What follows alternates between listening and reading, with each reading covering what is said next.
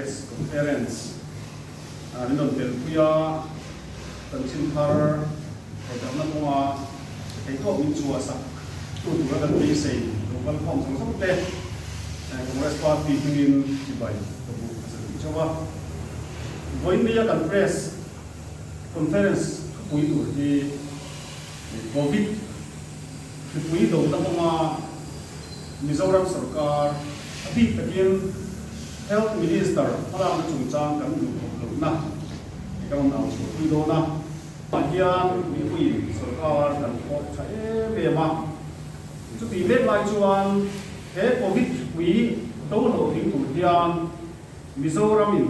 health minister har kan mamu ti hi roinia kan pui kan ya he India ram state tam zo ka covid về cái sắp tập đoàn lạc hiểm mà Africa tour ang thunun thầy đô la in Mizoram chuan khi ra ta hiểm thì về nổ maya tu kinh gì mà cần buông in tu kinh gì mà nó có covid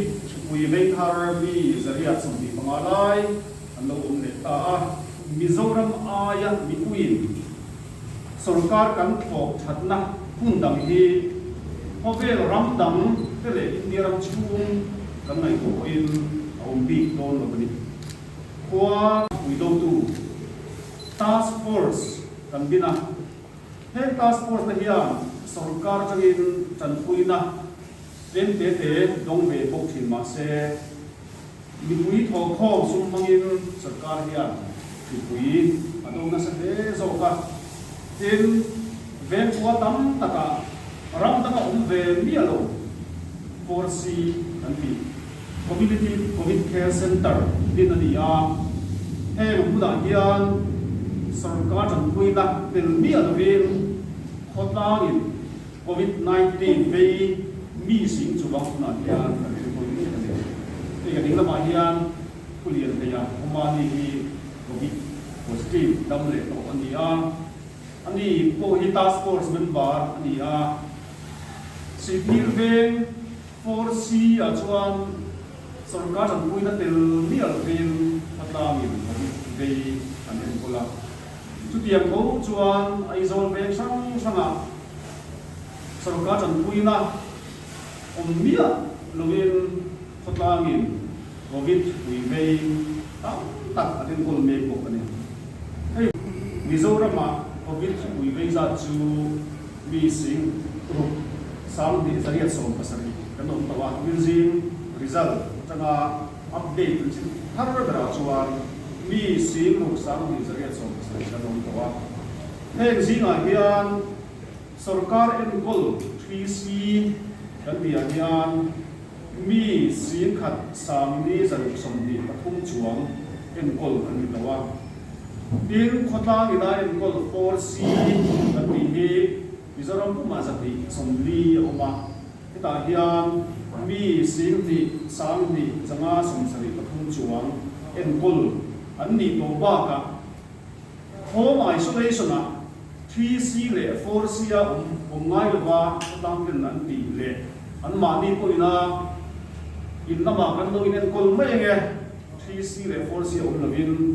pia khotlang harna an la home isolation a mi sim chuang ni den kola bin ZMC a ibin khem khan mi sang ni chuang en kol in to bo ani Mizoram covid 3 vector zong zinga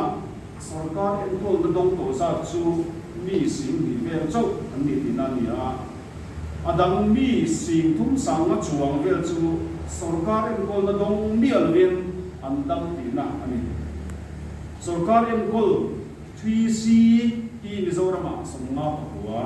oma in khotlang en kol 4C hi zabi somli om poka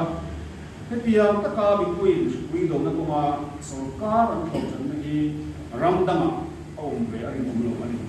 ni chuma kan din bu na dang thi re lo mai hi Congress party chuan MLF sarkar to chamna chia taka na ya chu a to chamna kan ngai lian zual point pati chu ron tarlan tum do ni sarkar ho chamna langsar tak pakhat chu sample test sung chama ani Mizoram IDSP bulletin ini koi ni tina ti chua tu kan ngai kha chang chawin ti chua om le thei to thi lova September ni khen bin pia khenga IDSP bulletin na tarna ni dan chuan Mizoram kian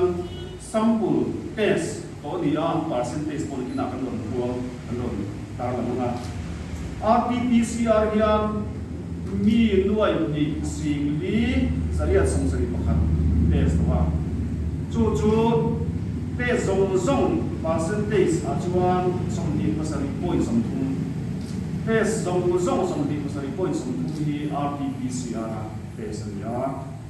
in rapid antigen test hian mi nuai ma sing riat sam sariat samoya paru test wa chu test zong za changa song lu paru thoi song lu pali ania kam chu na te po oma heta changa lang chiang em chu sampun test sung chama hian Mizoram sarkar lai pui du dan ati azom lo wa ati do ting ti lo niam sam ni song ni pakhat tai to khan chu asiamil sampun test zong changa za zela song sari emo aya tamchu RT-PCR mga test tu dian hetia ani lai hian Mizoram chuan September ni win pia lok thenga test kan nei to zong jinga som ru poi som ru pali vel kha test tarin tlak lo zo rat RAGT mga test andia Ministry of Home Affairs in zong som sari parcel vel kal RT-PCR mga test ni se ti lain Mizoram RT-PCR mga test chu za som li pasari points vel chia ani kan halo na sa de ani shipui plak niam thi lo na chana Congress Party chuan kan ngai ta Mizoram sarkar in test tarin tlak ber RT-PCR abun bil mia lo ma Mizoram in har sabna kan to e asoi wal tam chuan a tha ka avan goi thak kan ti le ni lung le bung ani thina tu ta na sarkar an nor na ngam lo hi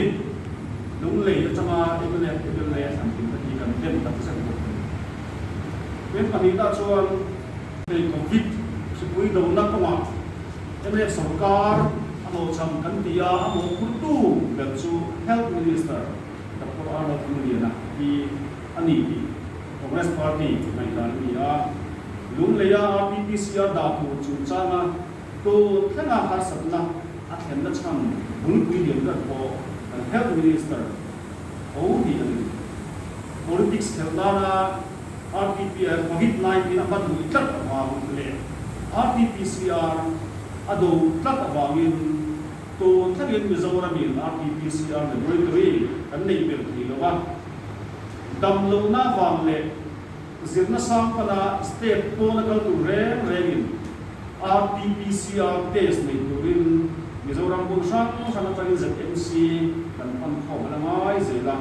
tei chan chu health minister in ati tu ni chat to lo fa ni Congress Party mai da ani health minister Dr. Arnold Muniana hian chipui domin thei top chho angin media mangin pin na in lam tin thei ma se chipui do na ko ma abo na anen zo lo wa chief minister berin COVID-19 do nan sum at em chugin health department sum man dan he emergency asum ending audit ngai dum in an siama RT-PCR khola do ta wangin lung lei civil hospital RT-PCR khol gun na pura mana tum sing ami lung lei thanai pol ai ko amu mai lo ba amu purna len zo lo ye ma wangin India ram state dam takin covid pui am do ram Mizoram chu COVID-19 ve tam na ber pol kan ting chu da ren maya Mizoram economy na sa tagir tuwara naktu ka changa lockdown ko kan ning to din chu naktu ka changin ven ng mga sa restricted area one ngai hi covid chuleng hi abu ko chhol ta a sum do na tam tak khar mai ha health minister hian hei zong hi a ho chama se a ho chamna se health minister ni na hi mi thar chang zo uta tam to mai ro se ti in kan nge na ni he kan nge na hi chief minister ko in min lo mai ko mo se covid-19 wi do na ko ma mi pui te chat lan na ber tura tu ma siam to rin mizoram chief minister zo ta ti kan nge na bo ani ang kha bo ni ya